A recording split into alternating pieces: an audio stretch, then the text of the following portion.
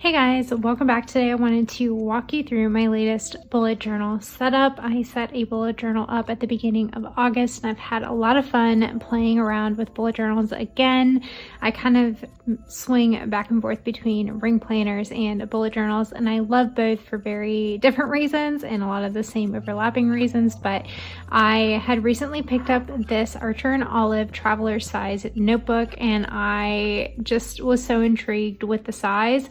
This is the standard traveler's notebook size, so it is the same height as an A5, but it's about an inch skinnier than a traditional A5 notebook. This Archer&Olive has 160 GSM white pages. It has a 5mm dot grid and it is very, very bright white paper. These notebooks come with a pen loop, an elastic closure, a pocket in the back, and then along with two bookmarks. One of them has the Archer&Olive ampersand on it, and overall a big fan of their notebooks. I've used them before. The only thing that's kind of deterred me in the past is the number of pages.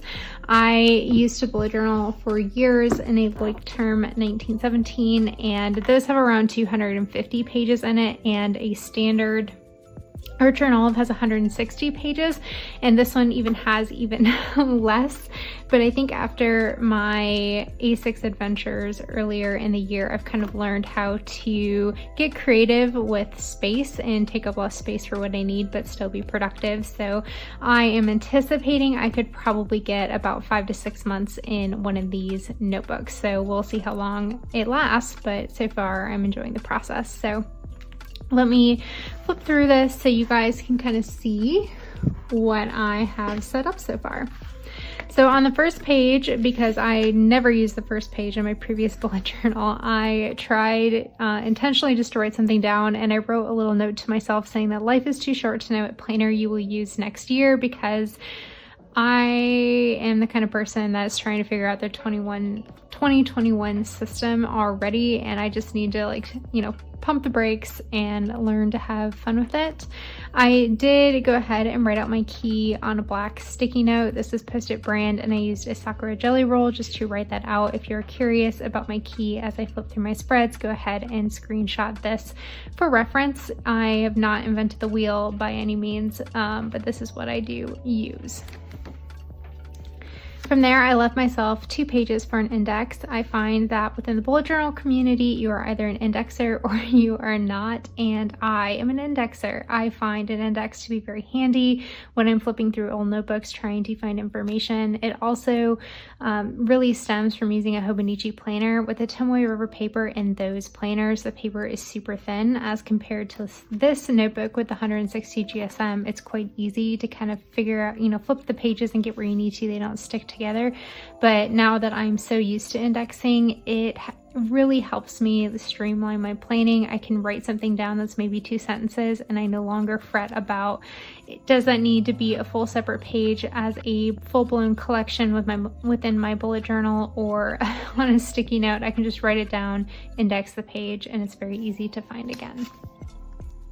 I did set up a grid spacing spread within this planner, which I haven't really done before other than just numbering the boxes, but I did go ahead and use some Tombows to create some different colored lines. These are the Tombow colors that I will have used in this planner setup, primarily 026, which is this yellow gold Tombow. I will have all of these numbers in the description box down below if you want to look those up. But grid spacing is a relatively new to me spread, mostly because this is a different size planner than I'm used to. This 5mm grid has 19 across and 38 down, and one fun thing about the standard size is when it's fully open, it is 38 by 38, so it makes a perfect square. So the math is actually really easy for me to figure out when I'm taking a spread from a 1-page spread to a 2-page spread, when I need to kind of get things centered, because I do like to have my stuff look relatively centered or split evenly when I'm doing different types of spreads. And then I did just go ahead and put my pen test spread right on next to it. Typically I would do something like this in the back of the planner, but I thought I would try something new and move it up towards the front. Then I went ahead and set up my future log, and I really love how this looked out. I started this notebook in August, so I always start my future log for for the next month, and then I went 12 months out. I drew out the calendar, put in the fiscal week, and then I used my Tombows just to sort of number the months behind versus doing a proper header, but I had enough horizontal space over here, or I guess vertical, so I went ahead and wrote in the first 3 letters of the months, and this took me all the way to August 2020. And then from here I've done sort of like the Alistair method, where you just write out the month and then I'm running tasks or appointments, and then I'm putting the date under the specific month. And if it's a task or something that I need to remember, such as like when a bill is due, I've opted for a dot versus a date. And I will check this as I set up my future months. I'm not sure this will be enough room to get me through the end of the year, but I figure I can just set up another one of these if needed. Then we move into my trackers, and you guys know I love a good tracker. I moved over my year-long tracker data because I really wanted to have that all in one place for the end of the year, kind of doing some good data analysis and see what I have, gleaned from a year's worth of data. But I do track my cycle, my work hours, my weight, the types of workouts that I am doing, and then I want to kind of go back through my Fitbit and check my step goals. I did go ahead and set up my weekly cleaning tracker. So these are just the items that I try and clean on a weekly basis. I didn't backfill any of the previous data on this because this isn't something that's really relevant towards a goal or something where I need to see the year as a whole. This just lets me know when I'm getting behind on something. If I've skipped a specific cleaning task for a couple weeks in a row, then I know I need to make it a priority for the next week. So I just started this week 32 and then went through the end of the year. I did set up a monthly cleaning tracker, and this information I did opt to move over because I don't do all these items every month. It's more of like every quarter I need to make sure that these get tackled. So I did go ahead and backfill that data in so I can kind of see the items that I'm lagging behind on. And then down below, I just created like an adulting tracker. So these are the items that I had previously kept on a reoccurring task insert in my ring planner, but these are the items that only happen maybe once or twice a year and they're not automated, such as when my car insurance is due, I have to pay that manually. So I just do a check mark when it's due and then I highlight it off once it's done, and other things such as like replacing our water filter, which we do every 6 months in our fridge.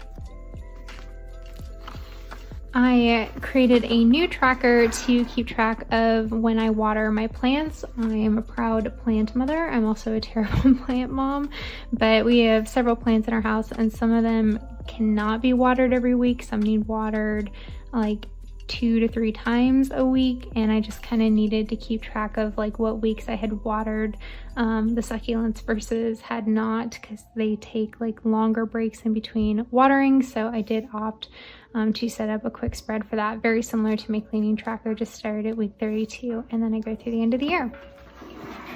On this blank page, I will eventually move over my yearly measurements. I just haven't gotten a chance to do that yet. And then we move into August. So August was a lot of fun to set up. I really love how this turned out. I did just like a quick at a glance calendar and then a running event list along with a running to-do list for the month. And on this side of the page, I ended up setting up 3 like monthly calendars to use as habit trackers, and then I split the remaining section into my fun money budget and then a package list. I also did a little bit of decorating using that same Tombow dough brush pen along with a Sakura jelly roll, and just kind of faked some grid washi because I thought that that would be fun to do, and I actually really like how that turned out. So one of my favorite monthlies that I've ever done, and it's also very functional and it looks artistic even though all I did was doodle a sun, which I feel like most of us can handle this level of doodle. So very simple, but I really love how this turned out. One thing I did differently in this bullet journal than I've done in the past is I didn't sit down and like marathon set up the bullet journal. I did the trackers that I knew I was going to need and slowly backfilled that data in as I had time to do it. But that also means I didn't set up all the collections that I would typically have in previous binders, notebooks, bullet journals, that kind of thing. So I actually set up August pretty early on once I knew which trackers I was going to be using in the front of my planner, and I just went ahead and started started using this the first full week of August. When I am bullet journaling lately, I've really just enjoyed doing rapid logging. So that means just writing down what you got to do that day, any kind of notes and memories, things that you need to know, and then set up for the next day and just kind of keep going versus having a predetermined setup layout for each day of the week. This can be really challenging for me because I am such a pre-planner, but I also think that this helps me really focus on what I actually need to accomplish today versus allowing myself to like jump way ahead on what I need to do tomorrow when I'm not even there yet. But really love how the rapid logging turns out. If you had referenced my key ahead of time, you can kind of see that I have everything from events to memories, birthdays, and all of that stuff along with my to-do list. Anytime you see an asterisk that I have highlighted, this is something that I have gone ahead and indexed up front. And when I index something like that, that's not on a separate page, I do bump it in. So any number on this column means it's essentially on a page by itself. If it is bumped into the second column, it means it is kind of indexed within one of my daily log pages, if that makes sense. I also had like a mini collection over here for some books that I wanted to read that I checked out from the library this month. And turning the page, I decided I needed a gratitude and a prayer log. So typically this is something that I would have right after the monthly, but I was using this and then realized that was something that I wanted, and I went ahead and just turned the page and set it up. Started my rapid logging for the next week, got Monday and Tuesday in, realized I needed a collection for a running target list, so I just went ahead and did that in the other column. I have a collection here on an upcoming trip and a wedding and all the information we needed for that, and then I just kind of kept on going with the daily logs. I had a lot of fun just adding in little doodles here and there, like we had a trip, so I attempted to do like a vintagey suitcase. I drew in a bat because we watched The Dark Knight, and just little things like that that I think have been kind of fun to add.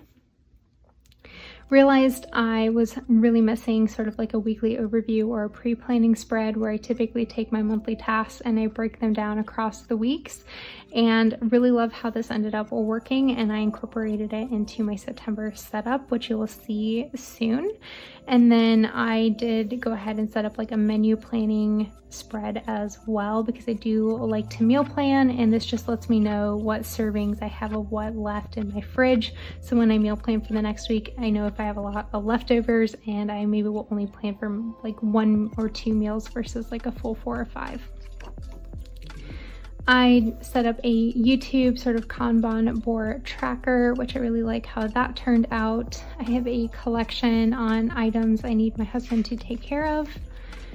I have sort of a mini collection up here on some schoolwork that I have digitized that I need to reorganize on my hard drive, and then I move into my next week's daily logs. So it's a lot of fun to see how it all sort of flows together, but it is something that definitely challenges me, like I said before, but I also think it's a good challenge to get me to slow down, kind of like I had said earlier. I did decide to set up a couple work spreads in this planner. I actually have a separate work planner, which I'm planning on doing a video on soon, but my work planner is really more of a reference notes, key decision making tracker, so I can find that information later more so than like what needs to get done. And I find with my bigger projects, having just a couple key spreads that I can return to and put tasks down has really helped me stay productive and stay on top of tasks. Both of these spreads were inspired by Scarlett Jo Planson on YouTube and Instagram, so I will link her stuff in the description box for you. I opted for a gift ideas tracker because we needed to purchase a few gifts last month, and this came in handy, so I opted to set it in as I needed it. And then I created a collection for the meals, or the recipes rather, that I have written out in one of my home binders, because I do reference this when I do my meal planning on a weekly basis. I set up a mindful consumption page, or at least that's what I have titled it. This is an idea I got from Steady Quill on Instagram, where she is sort of writing down the date and anything that she feels like she wants, and then at the end of the month kind of choosing one item from the list to purchase from, so that she wasn't just like spending anytime she wanted something, to just like be aware of the consumption that she was participating in, and I really like that idea, so I'm starting to do that for August. And then next to that, I set up a package tracker because this is something that I was doing in my monthly, but I realized that I would rather just have one long list instead of setting up a bunch of mini lists each month. I have a blank page here for my next week's daily logs, and then we go ahead and we move into September. So thank you guys if you haven't made it this long, and I hope you enjoyed kind of seeing a peek through how I set up my bullet journal. If you have used a standard size notebook as a bullet journal or a standard size Archer&Olive, let me know how you have got on with it. I'm having a lot of fun with the size, and I love the color of this journal, and I'm having fun kind of getting back into bullet journaling again. If you want to see more pictures of this guy and more of my completed spreads, head on over to my Instagram. I do post pictures of my bullet journal there regularly, along with all my other planner adventures. And if you guys want to see more bullet journal content, let me know in the comments down below, and we will start cranking those types of videos out for you again. But thank you so much for watching, guys, and I will catch you next time.